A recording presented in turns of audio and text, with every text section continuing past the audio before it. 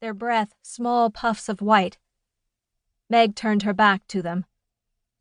"Sylvie, I worry you're taking on too much." Sylvie laughed, and tiny crystals formed inside her muffler. "You're the one who encouraged me to join the women's club to begin with.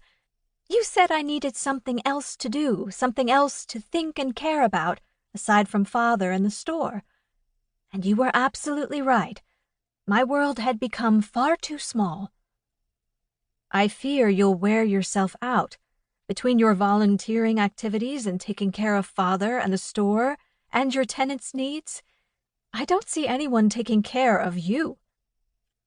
"What exactly are you saying?" Not that Sylvie couldn't guess. "There's still time." A lock of hair whipped about Meg's collar, and she tucked it back under her hat. "You could still find someone to love you." "You love me, and so do your children. Nate is like a brother to me.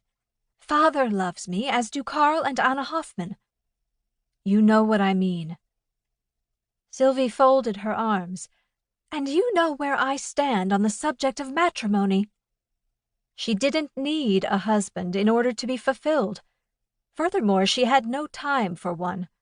The fact that she'd had her heart smashed to bits by her first love years ago didn't need to be mentioned. Since then, there'd been a couple of suitors, but she had only entertained the idea of courtship to please her father, who claimed he wanted to see her settled. Ironically, however, he'd declared neither suitor could pass muster. She'd agreed. "All right." Meg rolled her lips between her teeth, hesitating. "I just don't like to think of how lonely you'll be after... Well, Father isn't getting any better." Sylvie dipped her chin into the folds of her muffler. As much as she wanted to, she couldn't deny it. Her father's health had been broken by his time in the Andersonville prison camp during the Civil War, and it only grew worse with each passing year. There was a reason he'd recently transferred ownership of the bookstore to her.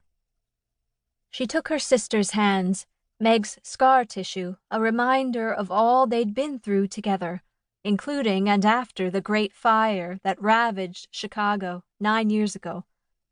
"I'll adjust, and I'll always have my sister." Meg replied with a fierce embrace, then joined her children in the carriage and wheeled away. Sylvie would return home by streetcar. Picking her way between islands of slush, Sylvie emerged from the alley's shadows onto the street the orphanage faced. The sun was bright in the powder blue sky, but held little warmth. While she paused at the front doors, a brawny man approached with a little girl who clutched an adult-sized peacock blue shawl at her neck. "Excuse me." The man tipped his cap to her, with fingers chapped red at the knuckles. He carried the raw smell of keeping company with animals, living and dead. "The orphanage is open, yes?" Dread for the child tightened her chest. It is," she stuttered. "I hope you have no need of it." It wasn't her business. But if this child was to join the orphans in this facility, then she would become her concern in an instant. The man frowned. "I heard they take in children whose parents can't provide for them well enough." His voice was as gruff as his beard, his words thickly accented. Broken blood vessels spread tiny red webs across his nose and cheeks. "I heard they offer clothing, food, and shelter. They keep them safe. Is it not so?" The little girl tugged the hem of his unraveling sleeve and said something in a different language. He placed his hand on her uncovered head. "Not now, Rosalia." He said the name with such tenderness, it sounded like a poem. Rosa Leah. He looked up. "My name is Nikolai Dombrowski. This is my daughter. My wife didn't survive the journey from Poland."